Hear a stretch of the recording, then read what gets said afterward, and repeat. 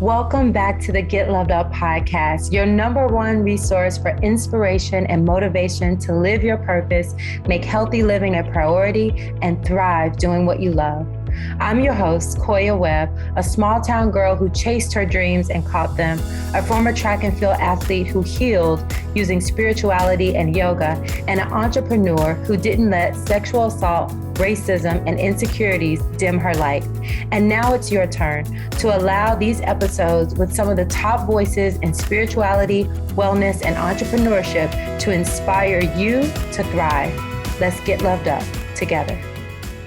Rachel Ricketts is a queer, multiracial Black woman. She is a global disruptor, mystic, media consultant, and the author of international best-selling book, Do Better, Spiritual Activism for Fighting and Healing from White Supremacy.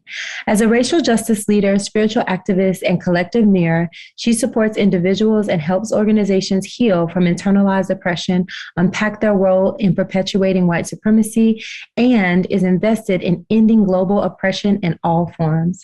She has helped numerous global brands and organizations with racial justice, including Google, WeWork, and BuzzFeed, and was named one of Well & Good's 2020 Changemakers.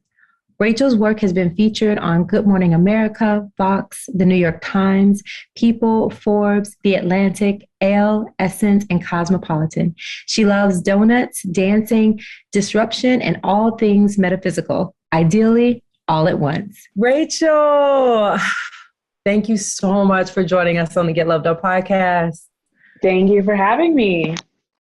There is so much to talk about and so many things that you address so phenomenally. I almost don't even know where to start. So I had to ask myself after meditation, where do we want to start with Rachel today? And I think the thing that I love the very most about the plethora of things that I love about your new book, Do Better, is that what I really received throughout is, first of all, that personal responsibility to do better. Mm-hmm. So I feel like that's a good place to start. And just like, when did you realize, oh my goodness, I have to do better?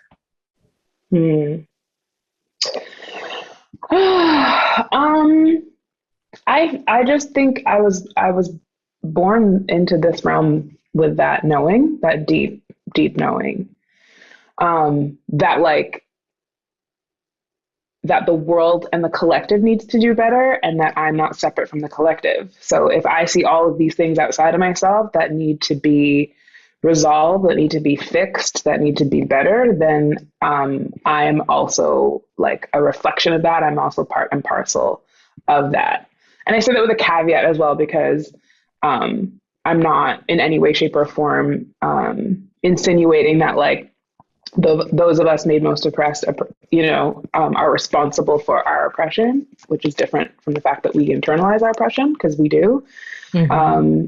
But it's just to say that I talk about oppressorship a lot. Like, all of us, almost all, if not all of us, have some form of power and privilege, have some way in which we inherently oppress others in the systems that we live in. And because of that, there's space for us to acknowledge the ways in which we possess power and privilege, and the ways in which we cause harm, and the ways in which we can do better. And of course, the more power and privilege you have, the more you need to and have opportunity to, and I invite you to, do better. But yeah, I really feel like I'm here for a very important and specific purpose. And I entered this realm knowing that change is possible. Right. It's necessary. It's really why I believe we all chose to incarnate at this time. You know, we're talking on a day when there's literal World War III up in the mix, potentially. So these are dire times. These are critical times, and it's time for collective change, and it's time to do better from the inside out. Ashe. It's so, I just think that's so beautiful the way you put it, because there are so many times when people forget to look within. And I truly believe within is the answer. And when we work on within, then we'll be able to create those systems that are healthier. But if we don't take that point to look within all of us to see how whether we be the oppressor, and like you said, we're all part of it at some point.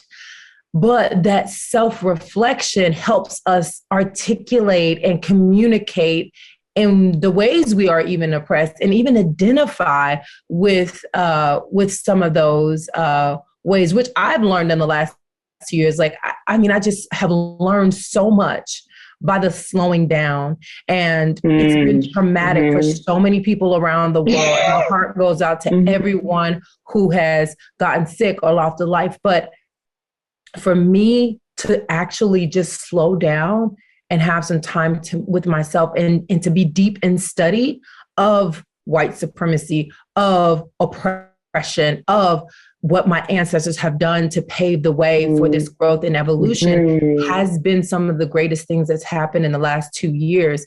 Can you talk a little bit about your journey up until the pandemic, and then during the pandemic, and how that affects you? Let's see if my mind can talk to you about pre-pandemic, because it's I know, it's so much in it. Like when? Like the other lifetime we led? Is that what it was? Another lifetime? So I grew up in a very white and wealthy community. And as a result of that, I was often the only person of color, let alone like Black person, literally for miles as far as I could see. And grew up in a very, like wealthy part of town as a non-wealthy, non-white person. So I was othered like from the jump. And it was incredibly traumatic and incredibly challenging, but also taught me, the inside out inner workings of what it is to be ostracized and to be othered and to be oppressed for long and crucial parts of life, like my entire adolescence, even college. So, and my mother I was raised only child of a single mother who was sick. She was diagnosed with multiple sclerosis. So, I would have left where I was, but I didn't feel like I could. I needed to stay and care for my mom. And all of these things, I think, were very much destined, I suppose, like these things were put in place for me to have to sit in them, to have to be in them and learn how to survive. And further to what you're saying about this time of stillness, in many ways, for those of us who have the privilege of stillness right now, many don't, it's been a massive unraveling, which started pre-pandemic, of like being able to witness and observe and understand the ways in which I was harmed and the ways in which I harmed myself by internalizing that harm, like taking that on as my own character or my own issues, the ways in which I gaslighted myself. I also grew up so I'm from Vancouver, BC originally, which is headquarters of Lululemon, and the energy of very appropriative, white-centered, spiritual bypassy style ways of being. Right. So all of these things coming together and being in that environment for the majority of my life really allowed me to reflect on how much harm that way of being, that perspective, that inability and lack of willingness to look within in a real, authentic, genuine, integral way, like a way that requires and demands accountability. I'm intimately familiar with that, and therefore, have lots to say about what we need to do to address it, and what we need to do to be able to acknowledge the harm that creates and why it's there. Right. And I think that this mirror work, this shadow work, this guilt, this grief work, right? Like all the work I do is grief work to me when we're talking about systems of oppression, irrespective of who you are. It's grief work for different reasons. And it's the hardest work you'll ever do. It's why so few people really want to do it. Like that shadow work, that mirror work, really deeply. And so I've been on this path for a very long time because I was up against these systems and institutions that constantly caused me and my mother tangible spiritual, emotional, and mental harm, day in and day out. And then when the pandemic started, I felt grief in my body, like immediately, like March 2020. I felt grief in my body in a way I had not felt since my mom had died. That same physical ache in my heart. Like I was just like, I don't know what this is because none of us really do, but I know what's coming. And I literally just envisioned like piles of brown and black bodies, you know, like I know that this is going to disproportionately impact those already made most marginalized, those already carrying too much of the load, those already ostracized and pushed to the margins of society. And I know it's going to be way worse than my human mind can fathom. And that's all I knew. And I couldn't get out of bed for 2 weeks. Like my body was just overwhelmed with what I could imagine, what I was even able to fathom coming. You know, some people are like, oh, it's going to be a couple weeks. I remember being in a tea shop and this guy was like, oh, it's going to be a couple weeks. This is going to be over. And I was like, nah, sir, this is going to be bad. And part of this quote unquote bad, right? Because nothing's binary. Everything falls in the spectrum. And part of this quote unquote bad is like,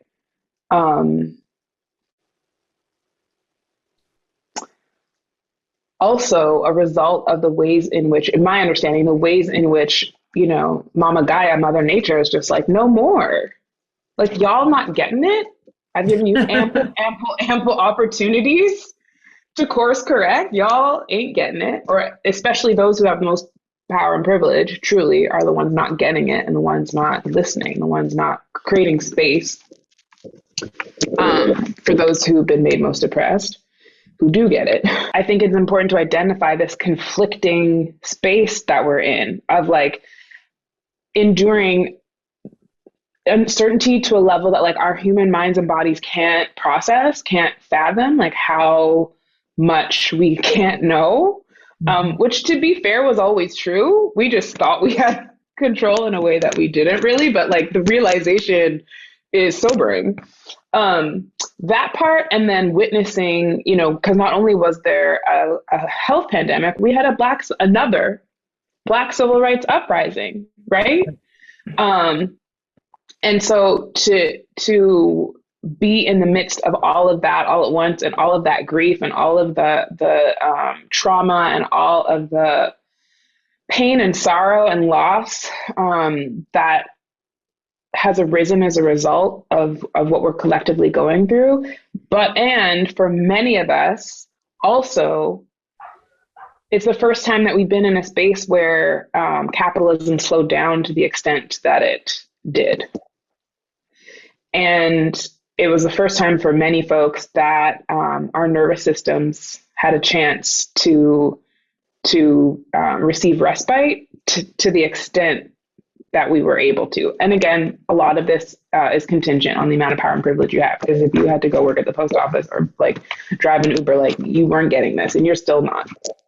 But for many folks, it's been an opportunity to settle, to come home to ourselves a little bit more, to be in our bodies a little bit more.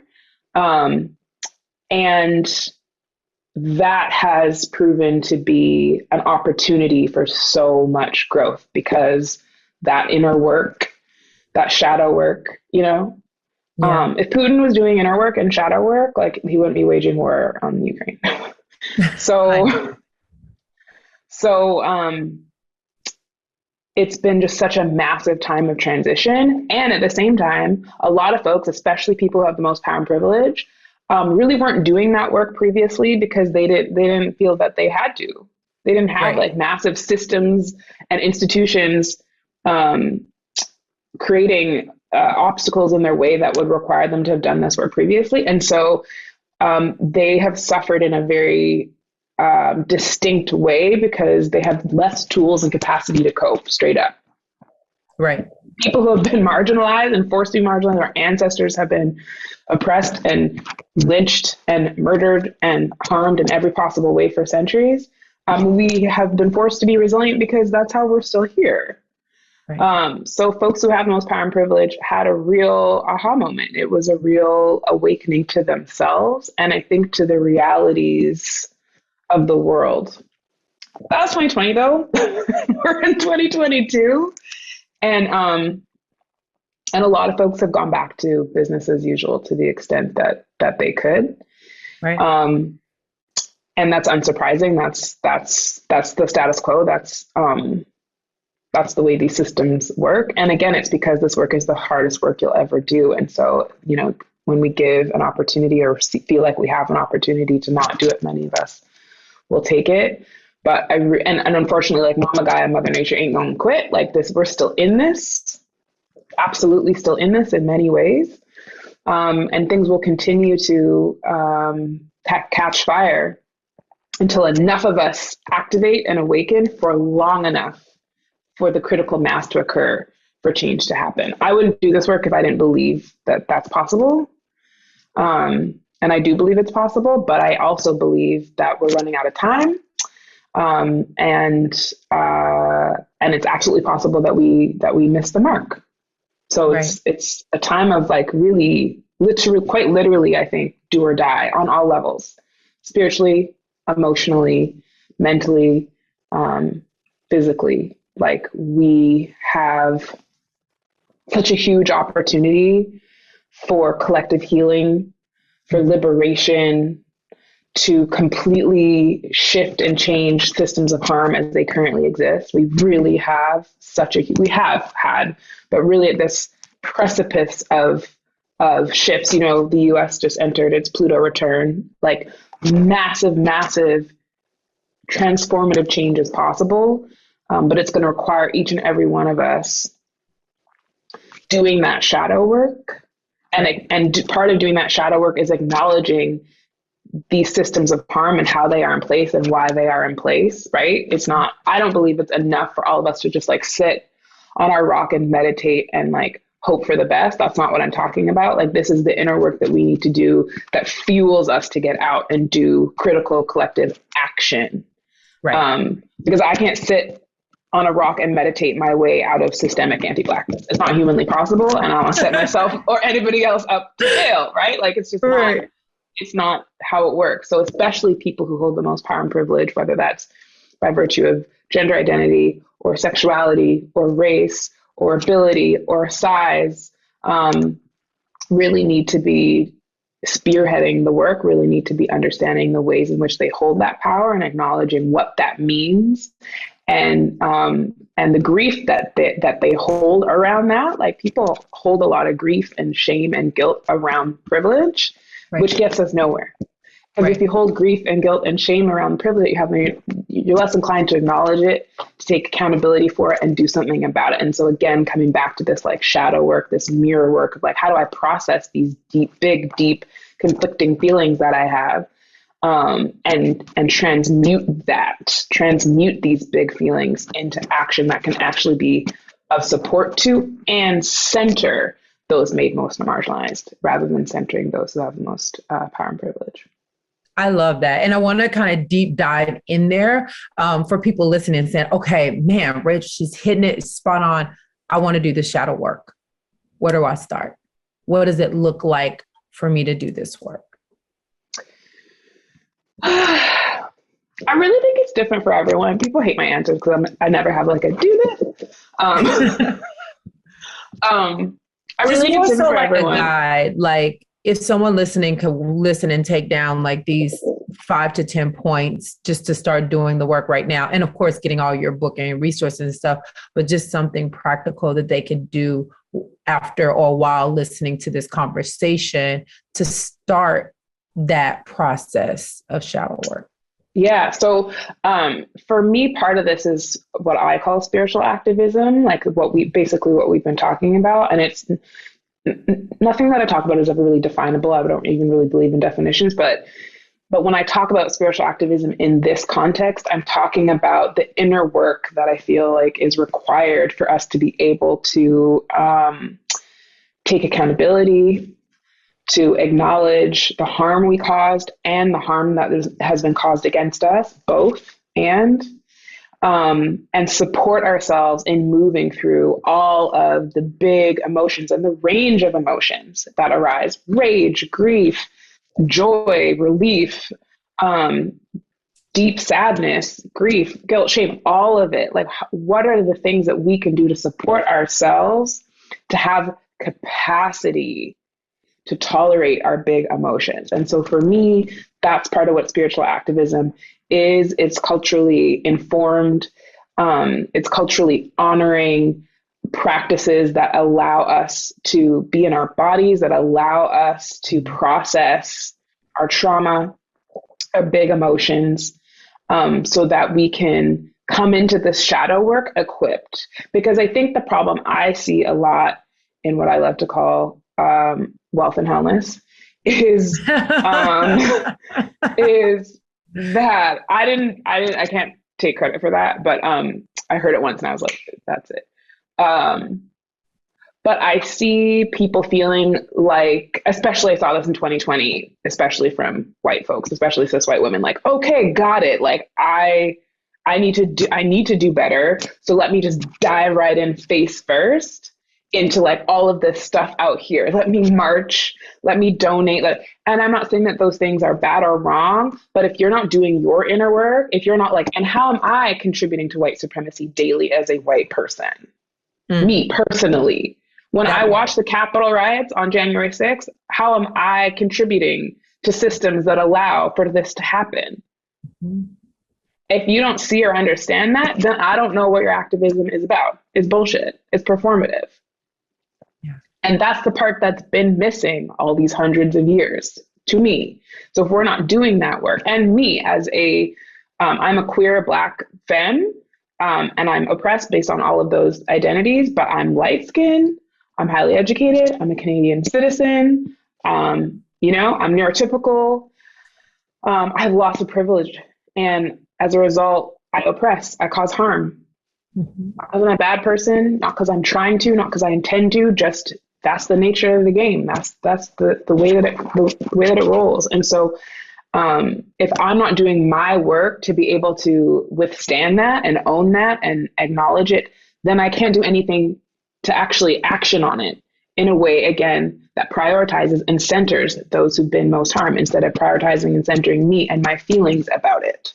Right. And I think that is so clutch. And you're right. I feel like that is the missing link, because even myself, again, like you, have privilege. And that's the main thing I had to do, was like, ooh, let's see how I'm playing into this cloak of white supremacy, and how since birth, being born into this reality, I've taken it on and I've mirrored it and I've functioned in it. And how have I been harmed and how have I harmed? That's what I love about your work. And I mentioned it at the beginning, because I do really feel like people are missing that. And that's why I wanted to repeat it again, because people are missing how utterly important that is.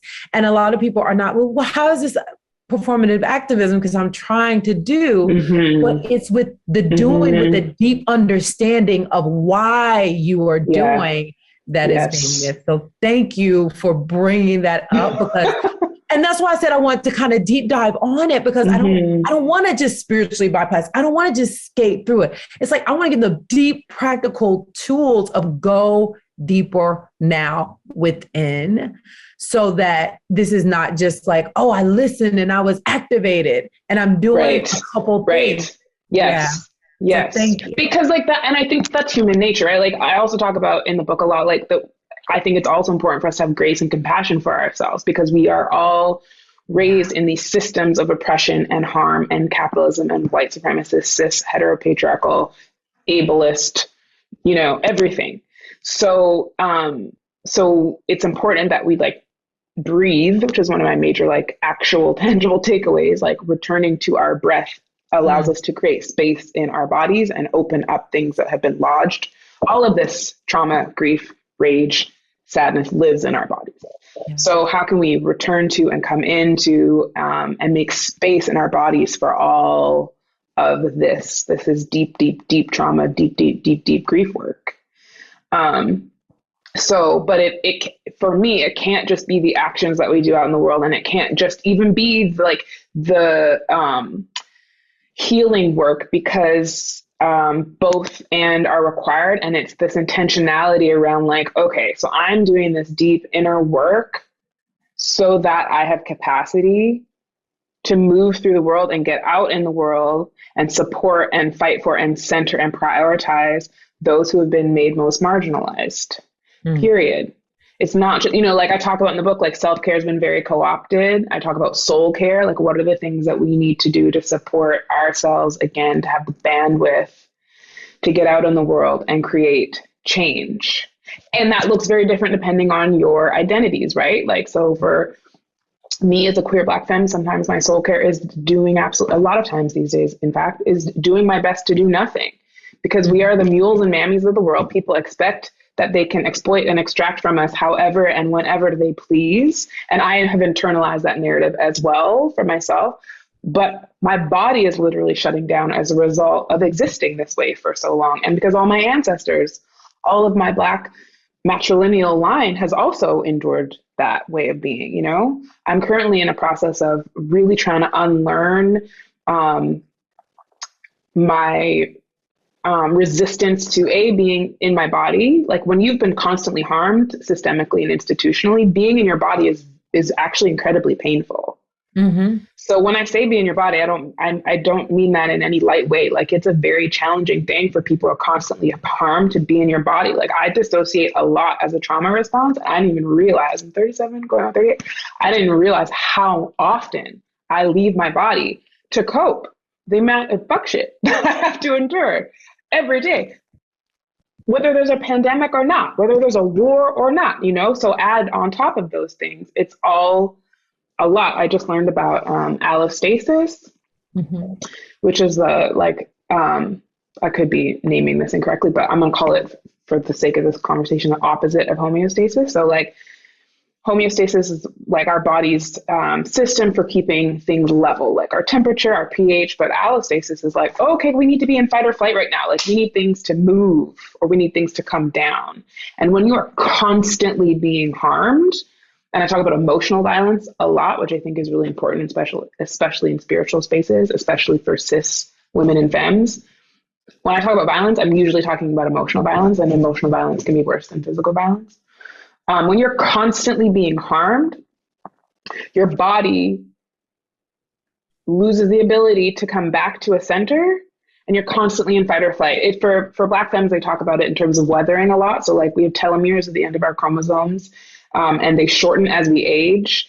And American Black women's chromosomes on average are 10 years shorter, we'll say in these terms. We age 10 years faster on a minimum than our cis white women counterparts, because of the amount of stress, the amount of constant chronic overload we are forced to endure on a daily basis.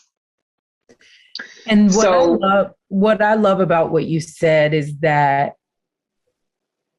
is something that causes naturally for you to want to dissociate. And a lot of people don't understand why our suicide rate is increasing. But I feel like it goes hand in hand with what you said, because people don't want to be in this experience because it hurts so bad. And not just people who on the outside look like stuff is going wrong. Where it looks like on the outside, everything's fine. Yeah. I struggle with suicidal ideation a lot. Mm-hmm. People would not think I look like under, again, systems of white supremacy, capitalist, heteropatriarchal, like, oh, she has a book out. She has all these Instagram posts. It don't matter. I'm a queer Black femme trying to move through this world. It is incredibly, incredibly taxing. I can't explain. When I talk to my other Black femme friends, we keep saying there aren't words for the level of tired. I don't have words in this English colonized language to tell you what I feel in my body, because it isn't just mine, it's also my ancestors. Mm-hmm.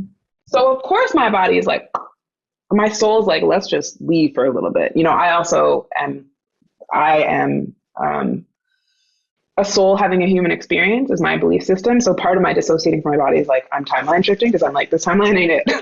Like, I need reprieve. Like, I gotta go. This is not it. But real talk, it's of course. So it makes sense also if you're so used to dissociating from your body as a trauma response. And thank you, body, for teaching me that lesson that has let me survive a lot. Right? I give thanks to that, and I'm trying to upgrade now. Like, okay, and let's learn new ways of being able to be in the body. But since dissociating is such a typical response for me, it also makes sense that when things are so completely, utterly overwhelming, that my mind would go to like, well, let's just leave the body permanently. Like, that's the only out we can really witness right now, right? And again, I'm someone who's constantly doing my work, and the work is really fucking hard. Like to be in our bodies, to be in the complexity of being human, to be with all these conflicting feelings on a good day, let alone in a pandemic, in a body that's like marginalized based on many identities, in the midst of, I'm in Canada, so we just had our capital occupied by white supremacists for nearly a month. Somehow the cops just like couldn't figure out how to disband them, but managed to murder a Black father who was having a mental health crisis in the matter of minutes. Like, this is the world we live in. It is too much in many, many, many ways. And so how, this to me again, coming back to spiritual activism, how do we survive this? How do we move through this very challenging human experience? And I'm in no way saying that like it's just challenging to be human either, right? Again, it's complex. Like, there are moments of joy and reprieve even in the midst of all this hardship. Again, that's how people like Black folks have survived. Mm-hmm. We find joy, we find community, we find ways to commune with ourselves and with others and with spirit, so that this human experience can be one that isn't just pain and sorrow and grief and trauma. But I think if we aren't doing that work to really look at and look in ourselves, and to have tools that anchor us, like community to me is a tool, like, but also, again, the breath, things that we can access, and we don't need things outside of us. I believe we have everything that we need inside of us. And again, I say that with the caveat of like, many people are obstructed from or robbed of their abilities to access the tools that we naturally have. Mm-hmm. I have time to sit in my room, in my front of my altar, and breathe. And there are many people, especially those made most marginalized, who don't have that time. Right. Or, they do, but they're working 16 hours a day. And I completely understand why that's not time that they feel that they have. But to return to our breath, whether it's like whether it's like just having conscious breath when you're on the bus or the subway for a minute, mm-hmm. Or there's many forms of rest that I talk about in the book. It isn't just sleep, although many of us are physically sleep deprived. There's creative rest and social rest and spiritual rest and emotional rest. Like, there are many different forms of rest. And again, in these streets where like we're being thrown and inundated with information all the time, like more information than our systems could ever conceive of being able to process, like just turning your phone off, or if that's available to you, or just like choosing not to be on the hellscape that is Instagram for a day or two can really be a massive form of giving back to yourself. But what are the like moments of reprieve that you can find, and can you find enough space in yourself to be able to connect to what it is you need? What is it? Like, a lot of us are so disconnected. And again, with grace and compassion, I say this, I'm not blaming anyone. So many of us are disconnected because that's how the system works. They want us to be disconnected. They want us to reach for Instagram. They want us to reach for teeth whitener and like makeup to make us feel like we need things outside of ourselves to be happy and whole, when like all of that is a ruse. We have everything that we need. So we're actually being revolutionary in resisting that, or railing against it in some way. But what are the ways in which you can create capacity in your own heart, in your own gut, in your soul, to start checking in with what it is you need? One of my favorite questions, one of the prompts in the book is, how is my heart? Like, I have an alert that goes off on my phone every day. How is your heart? Not the how are you because we're so preconditioned to be like, fine, we didn't even ask ourselves a question. Like, how are you, Koya? Like, I'm good. When like, are you good? Because we're in the middle of like some real tough times. Like, are you really okay?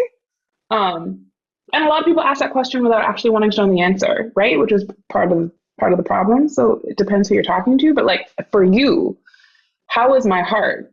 Is a really helpful question. Because sometimes for me, I knew when I was in the throes of deep grief over the loss of my mom, people could ask me how I was, and I'd be like, I'm okay. But then when I was like, how is my heart? I'm like, oh, I'm actually really sad today, or I'm actually feeling joy. And that could be confusing when I was in so much grief, So really being able to check in with like, how am I? And then we can get to the like, and what do I need? What do I need and what's available to me? Because sometimes what you need is not available to you, and we need to be real about that. But how am I? What do I need? And is there a way that I can give that to myself, or call in the support that I need to receive that? I love that. And I think that's so important. I have an alarm in my phone that asks me at noon, how do you feel? What do you need? And I love that you call that out, because we have to ask ourselves. And if we practice, to go back with how you suggest starting, going within, if we practice asking ourselves, how do we feel and what do we need? Then we'll do that to others when we see them in trauma, in rage. How do you feel? What do you need? Not why are you mad, or all of those other questions that's just going to exasperate the situation. So I love that. And there's another thing that you said in your book that really like struck my heart.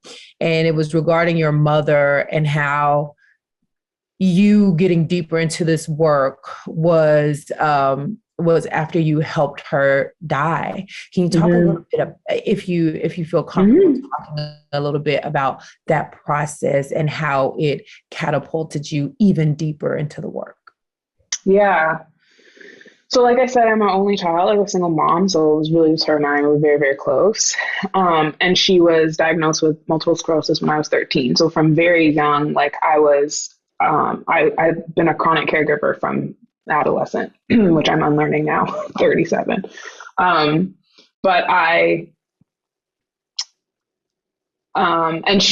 there's many forms of MS, and she had a primary progressive. So she just got worse. Like there's 4 different lines on a graph for the 4 different kinds of MS, and hers was just like a line down. So she was chronically ill and just was increasingly debilitated over the course of 20 years. And again, only child, single mom.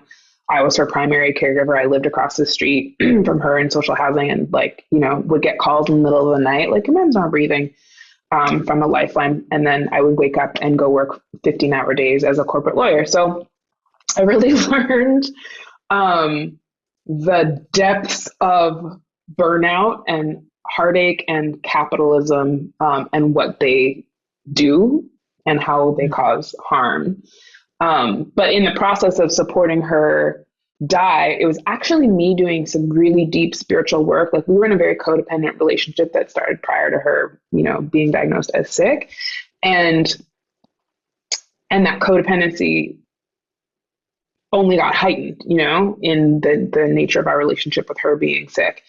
And I started to do, in my mid-20s, some like deeper spiritual work, and starting to really like understand the ways in which that was not serving me or working for me, because I was reaching my edges. Like I said, I was a corporate attorney. I worked like 20 hours a day and was a primary caregiver for my mom, who was disabled. It was too much. Wouldn't wish it on anybody. And there were moments where I thought I was going to be the one who died first. Like I was like, I don't know how do I survive this? This isn't really survivable, this way of like moving through the world, which lots of people are forced to move through the world that way. And it is incredibly hard to survive, especially Black and Indigenous femmes. Like that's the reality. So I started doing some deep work on like energetically, what can I do to create some space here for me? Because I felt like I was lost, like I didn't have any space at all. And in doing that work, I was able to unplug from our codependency in some way and create a little bit of space of not feeling like I had to constantly prioritize her literally 24/7, because that was where I was running from, and had been for, 15 plus years. And in doing that, so I was creating some space and putting some systems in place for her to get care for outside of me. I mean, she had care outside of me, but I mean, mostly energetically and emotionally. Right. And in creating those, in doing that deep inner work for myself, I tried to bring her in and try to do that work with her. My mom was a deeply spiritual person, but she also was a deeply traumatized person. And she was trying to survive. Her like full energetic, emotional, spiritual capacity was literally just trying to get through each day. So she was limited. And I realized that this was work that I just needed to do on my own. Mm-hmm. And in doing that work, she came to me, like, I started really in depth doing that work in January of 2015. And it was June 2015. I remember she called me and she said, Rachel, I can't do this anymore. She broke down crying on the phone. And I said, Mom, oh my God, like, you know, I want to get, like, let's try and get you a therapist, like, because I can't continue to be your sole emotional support system. I love you and I want you to get support. And she said, no, I mean, I can't do this anymore. Like, I can't continue living like this. And she was at this point a quadriplegic. She couldn't move anything aside from basically her neck a little bit and like blink her eyes. She depended on everyone for everything. And this is a Black Jamaican woman, y'all. So that is not an easy scenario for a proudful, independent person. It's not an easy scenario for anyone, but especially not a proud, fiercely independent person. And she was in constant pain. Like, we talk about chronic pain, which I suffer from, but I mean, she was in constant pain to the point where, like, if you touched her skin, her nerves were on fire. Like, it was not a state of being I would wish on any person. So she said, I've had enough. And I said, I got you. I understand, and I respect your ability to choose how and when you want to be on this planet or not. And we had done as much as we possibly could within the limited resources that were available to us to create a quality of life for her that was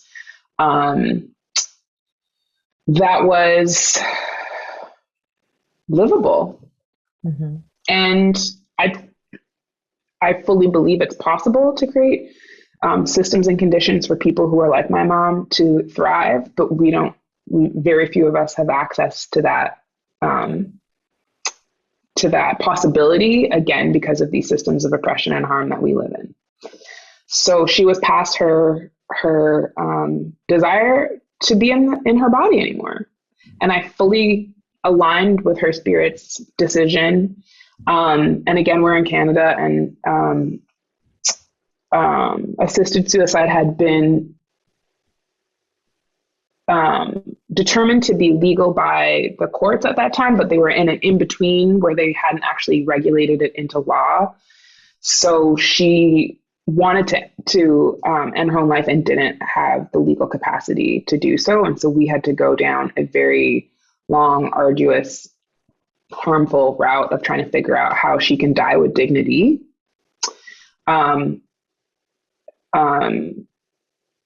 Legally, essentially. And so unfortunately she had to starve and dehydrate herself to death. That was her option. And I had to fight tooth and nail to be able to honor her decision and to protect her and to make sure that she was kept sufficiently safe and pain-free in that decision, which to me is the best use of my, advocacy skills ever. If I only went to law school to advocate for her in that way, like, that was it. It was awful. It was traumatic. It was anti-Blackness and misogyny and ableism incarnate. Me trying to fight with doctors about, like, well, my job is to keep people alive. I said, no, your job is to support people with quality of life and to listen to your patients and their right over their own body. That's your job. Wow. And ultimately she passed. Like, I literally kind of guarded her through that transition.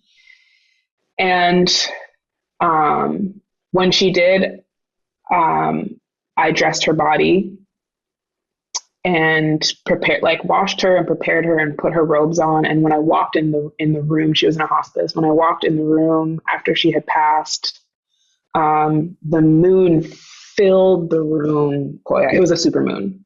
So I had on a super moon, and the room feel like we talk about moonlight, and it was a city. Like I was like, I've never seen light poured through like this.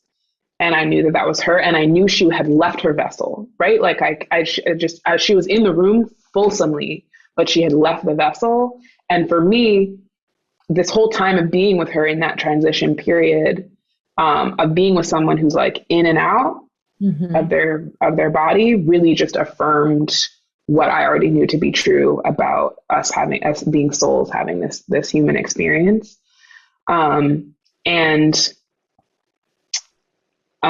being able to honor that end of what it means to be in this body, and what it means to leave this body, and what it means to have the right to choose how and when we move through this world in this body, and how and when we choose to leave it. So it was an incredibly painful and challenging experience, but like one of the most important, absolutely, of my life, and really opened me up to my spirituality, my knowingness of other realms in a deeper way, and also opened me up to grief, unsurprisingly, in a way that I never had been before. And that was really the foray into me getting back into anti-oppression and justice work, because all of this, as I said before, to me is grief work, is trauma work. And in moving through the immense grief I felt in the physical loss of my mom, I couldn't partition that grief from all the grief I felt from the ways we had to navigate that whole experience as Black femmes. Right. Because it was an awful time, and it was made worse by virtue of also being oppressed in those ways. I always say that, the work that I do to this day is in honor of her. I love that. I love that. And thank you so much for sharing. I know it's really hard to like really relive that reality. And if you can share some of the ways you dealt with the grief, I know we're all different, we'll deal with it in different ways, but I'd love to hear some of the things that you felt were most impactful to you at that time, because a lot of people right now are dealing with a lot of loss and grief. Yeah, absolutely. So for me, it's very similar to, it is spiritual activism again, in this way of like, I was very clear. I was like, I'm going to feel this. I'm going to give myself time and space to move through this, because I felt like if I didn't, it was going to kill me. If I tried to like shove it down and move it into parts of my body, like they were full. There was nowhere else in my body for this to live. It's not funny, but right, Yeah. And so I was like, I'm going to feel the fullness of this experience so that it can move through me. Emotions physiologically, scientifically, like run through our bodies in 90 seconds. That anger, that sadness, that grief, it just moves. But then we, first of all, very rarely allow enough space, and very rarely are given the space we need to be able to allow them to process. Like I talk about bunnies a lot. Out in the wild, like a bunny gets chased by a deer and they evade death. The deer didn't get the bunny. So the bunny stops and inherently knows to shake, to allow the cycle of like fight or flight to process through its body, and then it moves on. And We've lost that knowing, and we've lost the ability to allow it to fully cycle. So it just lodges itself in our bodies, and in our parents' bodies, and in our parents' parents' bodies. And so we hold not only our grief and trauma, but we hold our ancestors' grief and trauma as well. All that unresolved harm and violence and trauma and loss. And so what does it mean to allow ourselves to have, again, the space, however minute that might be, given, the realities of our lives, to actually feel how we feel? How do I actually fucking feel? And I talk about grief a lot. And for me, it's an experience. It's not an emotion. It's not like I feel like I'm in grief, because grief is rage and hopelessness and despair, but it can also be relief and reprieve. Listen, when my mother died, I was overwhelmed by sadness, make no mistake. And I was also relieved, because she didn't want to be in that body anymore, and she was in so much pain. And I was so glad that finally she had found the peace she so desperately deserved, that she was unable to acquire in this lifetime because of these systems of oppression. It's upsetting that that was the only choice we felt like she had to make, but I was relieved that she at least found the peace that she deserved. And I was desperately heartbroken that had to happen and that she was no longer physically here with me. So it's an experience. Like 6 months out was probably the worst for me. Right away, my system was in shock. I had things to do. People were really showing up, you know.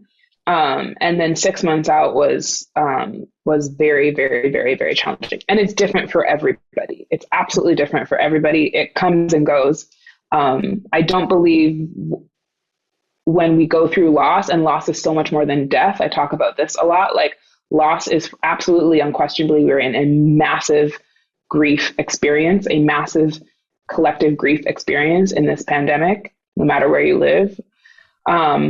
Or how you think this pandemic is going. Like, there is grief around the amount of change and uncertainty that we're constantly being forced to endure. But there's also grief in things that we deem to be joyous and only joyous, like getting married or having a child or starting a business or becoming, you know, massively successful. Like, these massive changes also result in shifts in our lives that can cause loss and can cause grief. And when we don't have the like tools or with the ability to acknowledge that that's what's happening, then we can't move through it because we can't even identify that that's what it is. And so one of the positives, and I say this, of course, with a massive caveat, but one of the positives of the pandemic is that people are talking about grief in a way that we have not before. Like, when my mom died, I dove deep into grief work because no one was talking about it. And I was like, I can't be the only one who is struggling so hard with my grief and with the multifaceted layers of my grief. Because like I said, I couldn't just, when I was grieving loss of my mom, I wasn't just grieving the death of a human body. I was also grieving all of the anti-Blackness we were forced to endure, all of the medical misogyny, all of the harm, I was grieving my childhood. Like, I was grieving so much all at once. And many of us right now are also grieving so much all at once. So how can we create some space for ourselves to be and to call in the folks who can support us in our being, right? Like, how are you? I'm not well. Got it. And not be like, oh, weird, you know, like, okay, you're not well, and not try to fix that for you, not try to like give you the advice that people feel that you need. I was the queen of that. Oh, let me fix that for you. I'm a Virgo. Oh, let me fix that for you. I have advice for you. Let me opine on that. Let me give you advice without your consent. Be there with you. Like, yeah, it fucking sucks. Things are hard right now. How can I support you? Do you know? If you don't, that's cool. Let me think of some things and check back in with you. And when we can do that for ourselves, like you said before, when we have the capacity, when we've carved the space out to do that for ourselves, only then actually do we have the capacity and space and ability to do that for others. Ashe. I love it. I think that's perfect. And I could talk to you for 2 hours, but I promised you one. I just think that's such a beautiful note to leave people with, is just, you know, check in with yourself, check in with others, not trying to fix, just in the moment. You know, checking in with how you feel, checking in with what you need, and just doing that again and again every single day, one day at a time. And I love, like, really wrapping it up in that. But I do want to ask you, when it comes to doing better, what do you really feel we can do as a collective? Like, you know, doing the inner work, definitely. What are some of the things that you feel like can move the needle forward?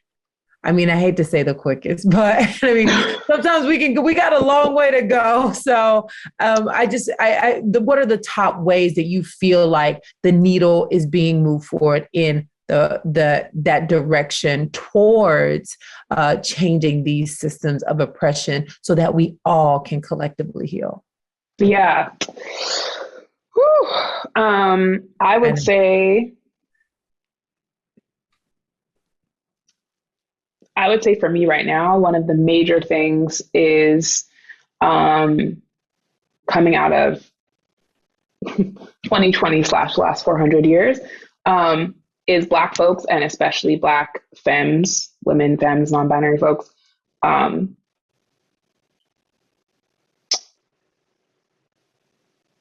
acknowledging our internalized misogynoir, the ways in which we've internalized the harm that has been trespassed against us and the ways in which we harm ourselves, and owning our power. Because we're seeing it more and more and more and more. And like I said, like, we can't independently change the systems and institutions that work to harm us.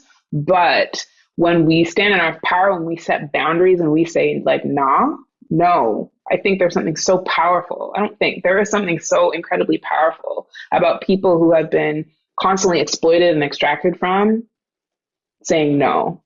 And I mean saying no energetically, emotionally, spiritually, like physical no for sure, but that energetic, like, no longer. Right. And again, that can be an extension of privilege to be able to feel sufficiently safe and have capacity for that. But like, to the extent that that's possible, that is such a massive shift, because then all the non-Black, non-femme folks have to find other ways if we won't do it. If we're like, no, you need to treat me better. Yes. That is incredibly important. And that's the where I'm really highlighting my work moving forward, is like, how do I support Black and Indigenous women and femmes in having the capacity to be able to own our power more. That's incredibly important. And I also want to see more people who have the most power and privilege acknowledge that, take accountability for it, and center those who have been made most marginalized, because that's how we move the needle. That is one of the major ways we move the needle. Like I talk about in the book, this book was written to white women, especially cis white women, but it's for Black, Indigenous, and other folks of the global majority. And why I say that, because, and I didn't want to write a book to white women. I didn't. But I felt that I had to, because if I don't speak to when we're talking about racial justice, if I don't speak to the white folks, they're the ones who racially hold the most power and privilege. And so the needle can't change. I didn't invent white supremacy, and I don't benefit from it. I internalize it and I perpetuate it because I exist in the world, and we all do. But I don't benefit from it, and I did not create it. And so I can't dismantle it in the way that the people who create it and benefit from it can. And so that needs to happen. That inner work of like, okay, how do I move past my guilt and my grief and my trauma around this privilege that I hold and what my ancestors did, to be able to get out in the world and do the work that's required to center and prioritize and support those made most marginalized. That's the work. Both of these things happening in parallel, like those made most marginalized owning our power and feeling sufficiently safe to do that. Part of that is deep rest, like I said. And then those who have the most power and privilege really doing their work to figure out what they can tangibly do in the world to acknowledge and take accountability for that power and privilege and the systems of power and privilege that they perpetuate. Thank you. And you are dismantling it by acknowledging it through your book. Thank and you. we appreciate you and thank God for you, and just are so grateful for that vibration of love that you are and that you bring to the world, to allow people to self-reflect and to allow people to do this liberating spiritual work and this spiritual activism and do better. I can see a t-shirt right now. Do better, treat me better. Both those. So thank you so much for just giving us these times. I have a couple just rapid fire questions just so people can get to know you better personally. So what is your favorite fruit? Ooh, I'm gonna go watermelon. I'm gonna do it. Yes. Watermelon. Yes. What is your favorite song? If you had to dance right now, what song would you turn on to dance to? Ring My Bell. Is it Anita Ward? I always forget. I think it's Anita. Or Bad Girls, Donna Summer. Those are my two. Oh, you can ring my bell. Yeah. Ring my bell. I love it. Thank you. All right. And the last question, outside of your book, what book have you read in the last couple of years that has really brought insight and inspiration to your life? Ooh, so many. I'm going to pick I'm going to pick Transcendent Kingdom by Yaa Gyasi, or her first book, Homegoing. Both of those books are just absolutely phenomenal, like heart moving books. Thank you. Thank you. I have 2 more books to put on my reading list because I haven't read those. So thank you so much for your time, your brilliance, everything that you're doing to move the needle forward in the world. I appreciate you. I hope to meet you in person and give you a big squeeze. So yeah, I'm just grateful beyond words. Thank you for your time. Thank you. Thanks for having me, Koya. It's been such a blessing. Appreciate you. Absolutely. And let people know where they can find you and where they can pick up a copy of your book. Yes, so you can find me. My website is www.rachelricketts.com, and I highly suggest signing up for my newsletter, which you can do once you're on the site. I also have webinars available on the site for spiritual activism and radical hope and ways to move through these tough times and address oppression. And I'm at I am Rachel Ricketts on Instagram. I'm increasingly trying to not be on Instagram, which is why my mailing list is best, but I'm there. You can catch me. I pop in from time to time. And my book, which is out and paperback shortly, is available all places books are sold, in hardcover, in paperback, audiobook, ebook, all around the world. And I love the audiobook. I read the audiobook, so you get more of me. Yes. I just like hearing your voice. I have the physical copy too, so I'll be able to mark that up. But yes, I love hearing your voice and just how you speak about these things. I feel like we really are making an impact, and it's because of people like you doing the work and being better. So thank you. And thank all of you listening. Thanks for tuning in. If this really struck a chord with you, really inspired you, please share the podcast. That's the biggest thing you could do, is share it, talk about it, just keep moving the word, getting the word out there. You don't have to have a book or anything like that. You don't have to be on social media to make a difference. Just sharing the works of people who are doing that deep work like Rachel is so beneficial. And if you have some takeaways, definitely tag us both on Instagram. Let us know your takeaways. I'd be more than happy to share those and reshare those, even if Rachel is on or off. We'll grab it. So thank you all so much for tuning in to the Get Loved Up podcast. Take care of yourself and love yourself one day at a time, one breath at a time. Until next time, be loved. Peace and love. I just want to take a moment to say thank you for being part of the Get Loved Up community. I like to share topics and people making a positive impact in the world, and your feedback means the world to me. If you haven't already left a review, please leave a 5-star review and let me know what you want to hear more of on the show. I'm here for you, and together we're making the world a better place, one day at a time, one show at a time. Thank you for listening.